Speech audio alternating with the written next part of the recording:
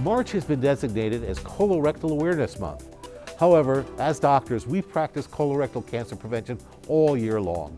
Today on Health Talk, we'll discuss colonoscopy, an invaluable tool for both the prevention and early detection of colorectal cancer. We'll hopefully convince you that screening colonoscopies can save your life. So stay tuned, Health Talk is up next.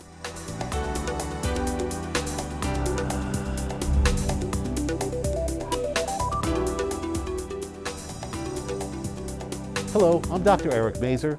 Today in Health Talk, we're going to discuss the potentially life-saving benefit of regular colonoscopies. My guest is Dr. William Hale, a dear friend and director of gastroenterology at Norwalk Hospital. Bill, it's always so much fun to have you on the show. It's great to be back. It's been a while. And, you know, colonoscopies, it's almost a religion for us. But I guess if everybody got colorectal cancer screening using colonoscopy, what would that do to the frequency of colorectal cancer? Would that almost wipe it out? No, unfortunately it wouldn't wipe it out, but it would certainly decrease the frequency of colon cancer and I guess more importantly would substantially decrease the death rate from colon cancer. People who've been screened with colonoscopy have a substantially reduced risk of dying of colorectal cancer. Colon cancer is one of the cancers that, when detected early, is much more treatable and curable than when detected in a later stage. The cancer begins, most of colon cancers begin in an early stage in a polyp. What is a benign polyp? Correct. A benign polyp, and essentially what happens is that cells in the colon proliferate and they start in crypts kind of deep in the base of the lining of the colon, and then they literally move to the top geographically and they fall off. The first step in colorectal cancer is that the cells forget to fall off and they reach the top of the crypt, and then rather than falling off and passing out in the stool, they hang on, because there has been a genetic mutation. Not a malignancy, but just a genetic mutation. And so as more cells come up, they also hang on, and over time you develop a macroscopic visible growth in the lining of the bowel. That's a colon polyp. And the reason we say it's not malignant, maybe you can tell our audience, what differentiates a polyp, which is a tumor, it's a growth, right, but it's a non-malignant growth. What differentiates that from a true cancer? Malignancies have the ability to metastasize. There have been enough genetic mutations within the cells that cells can theoretically break loose, either in the bloodstream or in the lymphatic supply, and spread to a different part of the body and set up shop. With colon cancer, often in the liver, the lung. A polyp does not have that potential. It is potentially cancerous. Certainly not all polyps will ever become cancer. No one's done the study, however, where you do colonoscopy, see polyps, and leave them there and say, why don't you come back in 10 years, we'll see what happens. No one's signing up for that study, but a certain number of polyps will enlarge, will develop something called dysplasia, which is a pathologic change as so the cells look different and the genetic mutations are accumulating, so it is moving towards a cancer. You then go through a phase where there is cancer, but it is confined to the head of the polyp. I generally explain that to patients. It's like a tree, and if the cancer is in the leaves and you're cutting the tree down at the trunk, the cancer is gone. It hasn't had a chance to invade the body. With time, it will invade the trunk and invade the wall of the colon, at which point you have a true colon cancer. So there is excellent data that regular screening colonoscopy reduces the risk of dying from colon cancer. Because you can see these polyps and take them out. Exactly. And they don't, what you leave behind, it no longer has all those mutations that are close to cancer. Exactly right. Unlike, say, mammogram screening for breast cancer, that is all about early detection of breast cancer. It does nothing to prevent breast cancer. Colonoscopy, finding polyps, does two things. Number one, it risk stratifies the patient so that someone who has substantial polyps is going to be followed more closely than someone who has no polyps. And it's also therapeutic. And this is all done at the same time, so it's a single procedure. Actually, when I wrote the introduction to this segment, I actually wrote it specifically that way because it can prevent colon cancer Exactly. as well as cure early colon cancer. Exactly right. So And we take off the polyp, and therefore that polyp, if that was destined to become a cancer, is no more. And if you have multiple polyps, we follow you in 3 years or 5 years. If you have no polyps, we may not follow you for 7 to 10 years. And this is really an understanding that we've come about in the last, I don't know, 15, 20 years, maybe even longer than that. But maybe people would understand it better now in the era of COVID, is that these polyps acquire mutations that, Yes. that cause this to grow. And left alone, they can acquire more until you have the right combination of mutations that they become cancerous. Exactly right. And so we're talking about COVID and how it may be mutating. Well, polyps will mutate too. Cancer mutates. Cancer is highly unstable. Yep. So colonoscopy, it's an amazing procedure. We sort of take it for granted now because you go around corners, but I do remember the age. You probably remember it too, when we had this rigid pipe called a sigmoidoscope, and you'd get up, 25 centimeters or something, and you could look at just part of the colon. Tell us a little bit, what does a colonoscopy entail? Well, no pun intended. colonoscopy has replaced, to a large degree, sigmoidoscopy. That was the original screening procedure. It was done either with a rigid scope, not terribly comfortable, to a flexible scope, slightly more comfortable because you were not sedated. And now the entire colon is examined. Those two procedures just look at the left side of the colon. Colon starts down at the anus, it goes up the left side across and then down. And it's sort of amazing that I've seen it. They'll tell you, you're looking at the end of that. You're looking through the scope, and the end is seeing wrapped all the way through the colon. You can get all the way to the cecum or the ileocecal valve. Right. So we have today's colonoscopes. We in our unit here we use pediatric scopes just because they're a little smaller. They're very flexible. They are lighted. They have a working channel where you can pass accessory instruments for biopsy and polypectomy, and it's all on a big video screen, very high resolution video screen. So the procedure involves following a liquid diet the day before and taking a prep the night before, which does give you some diarrhea, but the days of these voluminous preps is pretty much gone. These are small volume preps. They don't really induce a lot of cramping, but you do go to the bathroom a lot. Yeah. So the idea is to cleanse the colon, and that's important. For obvious reasons, because this is a visual inspection. Yeah, we have to see what we're looking at, and that's the important thing we stress when we are scheduling procedures for our patients, that the prep is extremely important. If you have a well-prepped colon and there's nothing going on, you're very comfortable in telling the person that come back in 5 or 10 years. If you have a not so great prepped colon, you're probably going to have to come back earlier because we can't give you assurance that there wasn't something that might have been obscured by some liquid, small polyp that could in years become more significant. So once the prep is done, you come in to the GI lab, and one of the nurses will meet you. They'll ask you all sorts of questions, and essentially an intravenous line is placed. The procedure itself is done with you lying on your left side with your knees somewhat drawn up, very comfortable. We have a nurse anesthetist, anesthesiologist in the room, so you're completely monitored, blood pressure, pulse, oxygen levels. You're given some supplemental oxygen, and we use a medication called propofol, which is very nice. You go boom right to sleep, but then you wake right up, not feeling hungover. Yeah, I've had that. I guess anyone who's had propofol is really sort of amazed by it because it is what we call clean. It's literally you turn it on and the lights are out. And when you turn it off, the lights come back on. You don't feel nauseated. You don't feel groggy. You don't feel mixed up or sick in any way. It's really you're ready to go home. We don't let you drive home. We do want to have somebody give you a ride. But you're ready to go home, and people will go out and go back to work. But it's important to be monitored. I guess people also know propofol from Michael Jackson. That it is not a sleeping drug. It's not something because it can stop your breathing. Yeah, it can suppress the breathing, and that's why we have you monitored throughout the case, and we have skilled anesthesiologists administering the propofol. The scope is then passed in through the bum and maneuvered around the colon.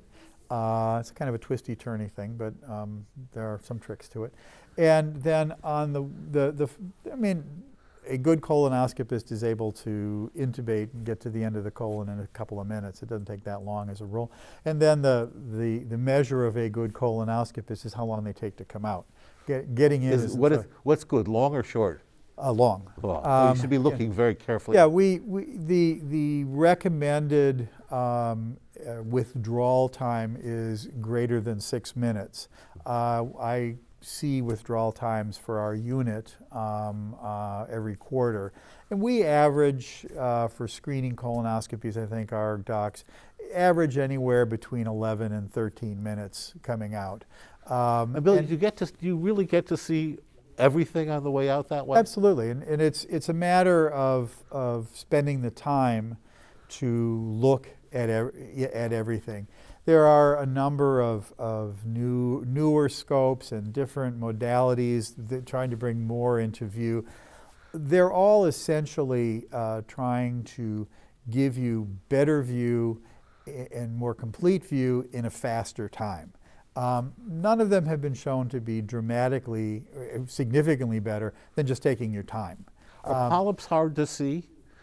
Small polyps and flat polyps, and particularly on the right side of the colon, yes. They can be almost invisible, which is why you need a good prep. You need an experienced person doing the colonoscopy, and you need to take your time. Mm-hmm. And generally, people will go to the cecum, which is the last part of the colon.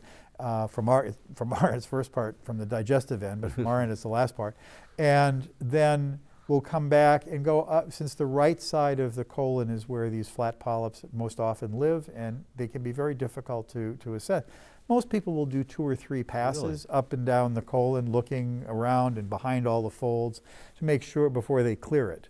And it's not at all unusual on the 3rd pass. You go, oh, look at that. And you see a fold is moved and you see something. So that all of the new modalities in colonoscopes are all designed to improve your visualization. If a polyp is discovered, we remove it. Generally, we put in a snare, just a wire lasso, and we will then cut the polyp off either mechanically or either therapeutically or with electricity, depending on the size and configuration of the polyp. And the whole procedure for an average individual will take 15 to 18 minutes. We then take you to the recovery area, let you hang around for a little while, give you some juice, cup of coffee, a cookie, and then have someone give you a ride home, take you out to lunch. We have only 30 seconds left, but I think when you say that, okay, I don't see any polyps, come back in 10 years, where does the 10 years come from? 10 years is a relatively new recommendation based on long-term follow-up of patients who have an excellent prep, an experienced colonoscopist, and time has been taken with the colonoscopy to fully clear their colon. Yeah, just to make the point, the polyps don't suddenly blossom and rush into cancer. No, it takes a period of time. There is a dwell time with polyps. So the vast majority of polyps, from the polyp to cancer sequence, is measured in years. So that we should be able to pick up most cancer. Bill, we run out of time. There are a lot of other questions I can ask. I want to thank my guest, Dr. William Hale, for joining me on Health Talk today, and thank you for watching. Remember to share your questions and comments by emailing us at healthtalk@newvancehealth.org. We always love to hear from you. We'll see you next time. And get your screening colonoscopy. It is not hard, and it really can save your life.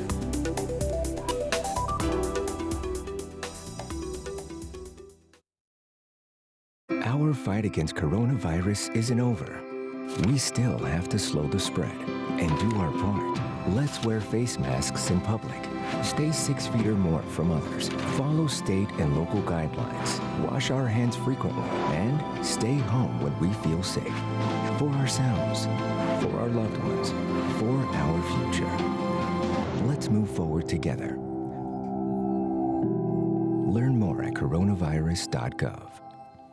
145 over 92. 180 over 111. 182 over 100.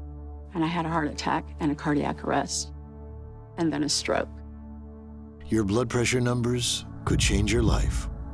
A lot of people don't understand, including myself. I didn't, now I do. the impact of having a stroke. My memory is shot. When I woke up, I couldn't speak. If I would have followed a treatment plan, I would not be in this situation. It's a tough journey. Lowering your high blood pressure could save you from a heart attack or stroke. If you've stopped your treatment plan, restart it or talk to your doctor about creating one that works better for you. Start taking the right steps at manageyourbp.org. It's a new life, but I'm gonna make it better. Coming back. Ask your doctor, check your blood pressure.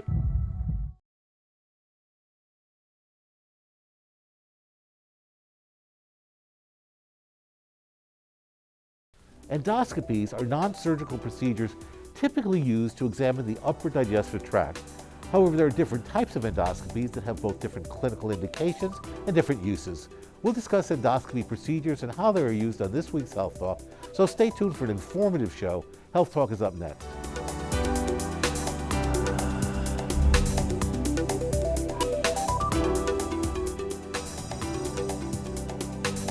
Hello, I'm Dr. Eric Mazer. Today at Health Talk, we're going to discuss the utility of endoscopy in diagnosing and treating gastrointestinal disorders. Not too much. My guest today is Dr. William Hale. He's Director of Gastroenterology at Norwalk Hospital. Bill, it's nice to have you back on the show. Nice to be back. I'd like to start with the most common endoscopy. We're going to focus later a little bit on upper GI endoscopy. But colonoscopy is sort of the one that most people have heard of. Right. And we've talked and we've done another show about using it for screening for cancer. But we didn't get a chance to discuss there, and I would like to discuss, there's lots of other things that are being advertised for cancer screening, genetic testing that you do at home, occult blood testing that you can do using special chemicals. How do they compare to endoscopy and colonoscopy in terms of screening and treating colorectal cancer? Well, from a screening standpoint, colonoscopy is still the gold standard in terms of accuracy, in identifying cancers, and actually, in some ways more importantly, identifying precancerous colon polyps, which can then be removed. So it's the only diagnostic and therapeutic procedure. Alternatively, it breaks down into imaging the colon, and that is with colonoscopy or something called CT colonography. I was just going to ask about that, or virtual colon. And the virtual colonoscopy, what's done there is you are prepped. It's the same prep as a colonoscopy, and actually has to be a really good prep. Then a catheter's inserted in the bum, and you're insufflated a little bit like the Michelin Tire Man. And you go through the scanner, and they flip you over on your stomach, and you go back through the scanner. And it is a remarkably accurate test for finding polyps that are 10 millimeters in size, about a half an inch in size or greater. Below that level, it's more like a 50-50 shot. Now, the vast majority of cancers and precancerous polyps are greater than 10 millimeters in size. But in several large studies, we've identified the risk in, say, a 5 millimeter polyp of having what would be called high-grade dysplasia, precancerous change. It's about 2%, and the risk of a cancer is about 1%. So while missing small polyps is generally not such a big deal, occasionally something small would be missed and could be of significance. And if you see a bigger polyp, then you're not done. Then you get a colonoscopy to have it taken So you out. haven't avoided the colonoscopy procedure at all. It's really helpful if it's clean. Mm-hmm. Then there are other tests looking for changes that might indicate that there are polyps or cancer. The simplest one being what's called FIT testing, fecal immunoglobulin testing. And that measures hemoglobin, blood, in the stool. And that a positive test triggers a colonoscopy. So individuals who have negative FIT tests are at lower risk, but not zero risk for having polyps or cancer. Because the polyp or cancer has to be bleeding in order for that test to be positive. And not all polyps and cancers bleed, and not all polyps and cancers bleed all the time. So there is a certain amount of luck there. But it's certainly better than nothing. If you're not going to do anything, you should at least do an FIT. And then there are genetic tests, which are now commercially available, where there is a combination of the FIT, looking for occult blood, and testing the stool for genetic abnormalities. The cells from the entire GI tract, the lungs, the throat, everything gets passed out into the stool. And somebody, brilliant person, figured out how to take the human cells out and to analyze the DNA in the human cells. It's really an amazing process. And you're looking for 5 or 6 different genetic mutations which are associated with either colon cancer or colon polyps. And it's accurate. It's about 90% for colon cancer. So if you have colon cancer 9 out of the 10 times, this test will find it. Will be positive. Unfortunately, as I've said to Eric earlier, if I had an endoscopist who missed 10% of the colon cancers, that would be a very poor endoscopist. I think 10% is a pretty high number. We've also used this in older patients who were concerned about cancer but were not really either medically fit or interested in having a colonoscopy. The problem you run into in that situation, although we still use it periodically, is that there are an increasing number of false positive tests as you age. So the older you are, the more likely you are to have a positive test, the more likely that test is to be a false positive, which will get you to the colonoscopy. Which makes sense because there are more mutations. More mutations, but they are not predictive of colon cancer. So I think, again, I think that genetic testing, tests rather, for colon cancer, I think colonoscopy is the gold standard. But if you're going to not do that, you should do an FIT or a stool study, recognizing that all positives end up in colonoscopy. Right. So you're not avoiding a colonoscopy unless it's a negative test. All positives are justified, if you will, with doing a colonoscopy to find out what's going on. And having not had a colonoscopy not too long ago by you, it's really not that big a deal. I could see for the medically unstable patient, for one reason can't get it, but if you're healthy enough, it really isn't that. It should not something to be frightened of. No, exactly right. We try very hard to make it as pleasant an experience as possible. Yes, it's really not, because you're asleep and you don't really feel anything, and you get a day off from work. It's not. And we have Lorna-Doons, which is Lorna-Doons at the end. Okay, now we were going to talk about upper GI endoscopy. You could go from the top and look down too. What are the kinds of things you look for and indications for that procedure? Well, there's several different types of upper endoscopy. The standard, which is with a straight endoscope, is done again with sedation. It's usually done in individuals for evaluation of abdominal pain, looking for ulcer disease, looking for gastritis, looking for Helicobacter, which is a chronic bacterial infection, sometimes looking for sources of bleeding. Often done in individuals with chronic reflux to screen the esophagus to look for something called Barrett's esophagus, which is a marker of chronic acid exposure in the esophagus, which is potentially a precancerous abnormality. People who have underlying liver disease, we will be looking at the esophagus and the stomach for abnormal blood vessels which occur because of scarring of the liver. Upper endoscopy is very straightforward. There is no prep like colonoscopy. You just skip breakfast that day.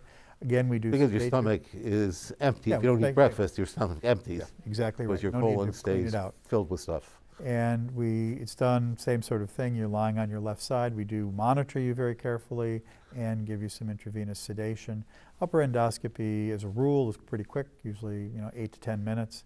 Often take some biopsies which you don't feel, and then recover you and send you home. But there are other upper endoscopy exams. We do a lot of something, here we do something called endoscopic ultrasound, which is a scope where an ultrasound probe is built into the scope, and we are able then to look through the wall of the stomach and the wall of the duodenum, at the liver, at the pancreas, at lymph nodes, and it gives you almost microscopic detail. We have two of my colleagues do a lot of EUS, and it's done for evaluation of pancreatic masses, to see if it's you cancer. Do biopsy through that. Yes, as well. we can put a needle through and do a directed biopsy. We frequently do liver biopsies at the time of EUS. And if you think of it, what a tremendous advantage from the older days where they had to literally do a laparotomy and open the abdomen to biopsy these things, and now you can go in and literally do a needle. Yep. We do needle biopsies, we needle lymph nodes, and pretty much even needle kidney if we have to. So that is a large diagnostic part of our procedures. There's not much therapeutic as yet coming out of EUS, but there will be. And then we also do a lot of procedures, upper procedures called ERCP, endoscopic retrograde cholangiopancreatography. Long, that's why it's called ERCP. And that deals primarily with the bile duct, although one of my colleagues here does a lot of pancreatic work as well. It's again done from coming in from above, but it allows direct access to the bile duct, which is the major tube draining bile from the liver. We can also access the pancreatic duct. They join together just downstream from the stomach. And that's a way of treating obstruction from cancer or stones. Do you put stents in that way? Yeah, we put in metal stents. They're like Chinese finger traps rather. They're expanded, and then when you release them, they shorten and expand radially, and they can stay in there forever. They're coated. So we place stents. We can take out stones. Yeah, I was going to ask you about that because I think it's sort of amazing. You could take. These are bile stones, yep. gallstones. You can't take them out of the gallbladder, can you? We can if we're being creative, but, but it's mainly generally the main bile duct there. Yeah, it's in the main bile duct, and we make a small incision on the inside to open up the sphincter muscle, and then can take stones out, put stents in. We do something called spyglass, where we have a little baby scope that goes through the main scope, and we put the baby scope up into the liver and can look around, so we can do direct. So if you have a narrowed area and you're not sure if it's a scar or it's a cancer, we can actually go right up and look at it, and then put a tiny baby biopsy forceps through the baby scope. And the advantage over and over again of these kinds of procedures is they're so minimally invasive that they don't require cutting you open. Not you at get all. a good look at very important anatomy. Yeah. How about the small bowel? There are two ways to look at the small bowel. One is, which most places do, something called capsule endoscopy. It's a little pill camera. It's got a lens on both sides of the camera. It's like a big vitamin pill. And you swallow it, and it passes through the small bowel and then out the colon. You get to keep it. It takes about 50,000 pictures as it passes through. The battery life usually gets it through the small bowel into the colon. And we then use that to evaluate the small bowel, again, almost non-invasively. We're looking primarily for patients who have chronic bleeding from either vascular abnormalities. Occasionally there are tumors or polyps in the small bowel that we will identify. One of my partners is sort of the premier endoscopist for the small bowel. She does something called double balloon enteroscopy, which involves passage of a scope from above and in a sedated patient, but you can pass it all the way through the small bowel and remove polyps. Scope, isn't it? Yeah, it's an amazing scope. And Rocky is amazing. I mean, the stuff she can do. But she goes in and she takes out polyps and she cauterizes bleeding. And the idea there is to keep people out of the operating room. Bill, we have less than a minute left, but I have to ask you this question. Why don't we do regular endoscopies to screen for stomach cancer? Well, that's an interesting question. In the UK, they do. So there is something called gastric intestinal metaplasia, which is actually relatively common. In the United Kingdom, intestinal metaplasia of the stomach is considered a premalignant finding, and people with IM are screened every 3 years, as we would here for Barrett's esophagus. In the US, the recommendation has been not to screen intestinal metaplasia because the risk of malignancy is very, very low. It's a controversial area. I know I would periodically screen people. If they had a family history, I know some of my partners will screen people. So we don't just go in and screen someone's stomach just because they have a stomach. But we do a lot of screening for chronic heartburn, looking for Barrett's, and we do biopsies of the stomach. If we find intestinal metaplasia, it's a little controversy. If you're in London, you're going to get scoped. If you're here, maybe not. Of science. Yes. Bill, thank you so much. It's very, very interesting. Unfortunately, we have run out of time. I want to thank my guest, Dr. William Hale, for joining me on Health Talk today, and thank you for watching. Please remember to share your questions and comments by emailing us at healthtalk@newvancehealth.org. We'd love to hear from our viewers. I'll see you next time on Health Talk.